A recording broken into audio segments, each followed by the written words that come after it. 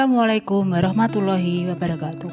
Saya Indang Setiawati dari SD Negeri 1 Tamburjo, Kabupaten Grobogan, akan memaparkan koneksi antar materi modul 2.3 coaching untuk supervisi akademik.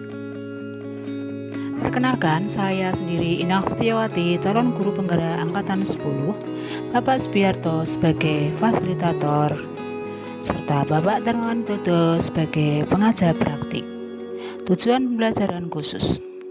Calon guru penggerak menyimpulkan dan menjelaskan keterkaitan materi yang diperoleh dan membuat refleksi berdasarkan pemahaman yang dibangun selama modul dalam berbagai media. A. Pemikiran reflektif terkait pengalaman belajar. Pengalaman atau materi pembelajaran yang baru saja diperoleh.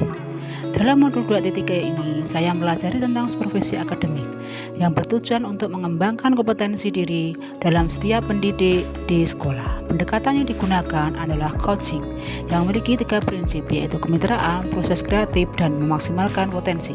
Kompetensi inti coaching yang harus dimiliki di antara kehadiran penuh atau presence, mendengarkan aktif, dan melanjutkan pertanyaan yang berbobot. Percakapan berbasis coaching menggunakan alur tirta, yaitu tujuan, identifikasi, rencana aksi, dan tanggung jawab. Terdapat 3 tahapan dalam supervisi akademik, yaitu pra-observasi atau perencanaan, observasi atau pelaksanaan, dan pasca observasi atau tindak lanjut. Emosi-emosi yang dirasakan terkait pengalaman belajar ada 4. 1, 2, 3, dan 4. Cemas. Sebelum mengetahui isi materi dalam modul ini, saya sedikit cemas karena khawatir tidak mampu dalam memahami dan mengaplikasikannya. Yang kedua, tertarik. Setelah mempelajari dalam eksplorasi konsep, saya mulai tertarik untuk mendalami isi dari modul ini. Yang ketiga, senang. Saya merasa senang saat melakukan praktik coaching bersama rekan calon guru penggerak dalam ruang kolaborasi dan demonstrasi kontekstual. Yang keempat, optimis. Saya optimis untuk mampu mengaplikasikannya di dalam pembelajaran. Apa yang sudah baik berkaitan dengan keterlibatan dari dalam proses belajar? Saya mampu berkolaborasi dengan rekan sesama calon guru penggerak saat mempraktikkan proses coaching menggunakan alur tirta dan sesuai dengan prinsip coaching dalam ruang kolaborasi dan demonstrasi kontekstual, baik berperan sebagai coaching maupun sebagai observer. Apa yang perlu diperbaiki terkait dengan keterlibatan diri dalam proses belajar? Yang masih perlu diperbaiki adalah kemampuan dalam mengajukan pertanyaan yang berbobot agar dapat mengenal informasi permasalahan pada diri coachee sehingga dapat menemukan solusi atas permasalahan yang dihadapi dan mencegah terjadinya penghakiman atau judgement. Keterkaitan terhadap kompetensi dan kematangan diri pribadi. Setelah saya mempelajari modul coaching 2.3 tentang coaching dalam supervisi akademik, kompetensi yang mulai berkembang ditandai dengan mampu memperbaiki proses coaching menggunakan alur tirta, baik sebagai coachee maupun observer.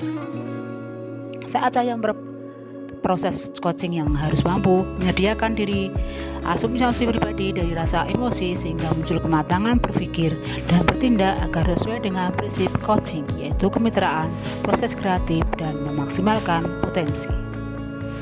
B. Analisis untuk implementasi dalam konteks calon guru penggerak. Memunculkan pertanyaan kritis yang berhubungan dengan konsep materi dan menggalinya lebih jauh. Bagaimana cara terbaik untuk mengintegrasikan teknik coaching ke dalam rutinitas supervisi akademik yang sudah ada? Cara terbaik untuk mengintegrasikan teknik coaching ke dalam rutinitas supervisi akademik yang sudah ada adalah dengan menggunakan alur tirta dalam setiap sesi. Dimulai dengan percakapan pra-observasi untuk mendapatkan tujuan, melakukan observasi dengan pendekatan non-judgment, dan diakhiri dengan percakapan pasca observasi untuk refleksi serta perencanaan tindakan perbaikan.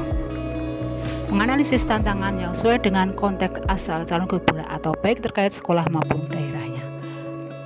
Tantangan yang adalah waktu yang terbatas dan beban kerja yang tinggi dapat menghambat pelaksanaan coaching secara rutin. Selain itu, ada juga tantangan dalam memastikan sesama guru terbuka dan siap menerima pendekatan coaching. Memunculkan alternatif solusi terhadap tantangan yang diidentifikasikan. Sebagai solusi, saya dapat mulai dengan sesi coaching yang lebih singkat dan terfokus. Saya juga dapat mengintegrasikan coaching ke dalam pertemuan atau kegiatan lain yang sudah ada untuk menghemat waktu dan sumber daya. C. Membuat keterhubungan. Pengalaman masa lalu. Saya pernah disupervisi oleh pengawas, namun kegiatan supervisi tersebut hanyalah sebagai kewajiban pemberian nilai sebagai seorang guru saja. Kegiatan supervisi akademik hanya dilakukan saat observasi kelas saja, tanpa adanya perbincangan praobservasi dan pasca observasi. Pengalaman di masa depan. Kedepannya, kegiatan supervisi ini harus dijadikan sebagai salah satu bagian dalam meningkatkan kompetensi guru dalam bidang akademik dengan menggunakan prinsip coaching, yaitu kemitraan, proses kreatif, dan memaksimalkan potensi. Konsep atau praktik baik yang dilakukan dari modul lain yang telah dipelajari, yaitu Modul 2.3 tentang coaching dalam supervisi akademik. Dalam pembelajaran berdiferensiasi, murid dikelompokkan berdasarkan kebutuhan belajar agar dapat memaksimalkan potensi yang dimiliki. Begitu juga dengan praktik coaching yang harus memaksimalkan potensi coaching agar dapat menemukan sendiri solusi atas permasalahan yang dihadapi oleh coaching. Dalam pembelajaran sosial emosional, terdapat teknik stop dan mindfulness yang dilakukan untuk membuat suasana menjadi lebih kondusif. Begitu juga dengan coaching, di mana seorang coach harus dapat menerapkan teknik tersebut agar dapat fokus dan terwujud kehadiran penuh saat melaksanakan proses coaching.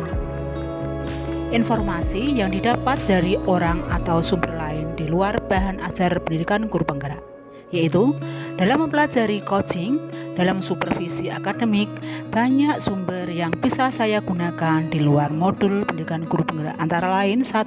Praktek baik dari instruktur dan fasilitator. 2. PP terutama saat menjalani pendampingan individu. 3. Praktek baik rekan guru penggerak dan rekan guru dalam satu lembaga. 4. Media online terutama dari YouTube, grup berbagi, komunitas KKG, dan PGRI yang ada di Kabupaten Gerobokan dan Kecamatan Toro.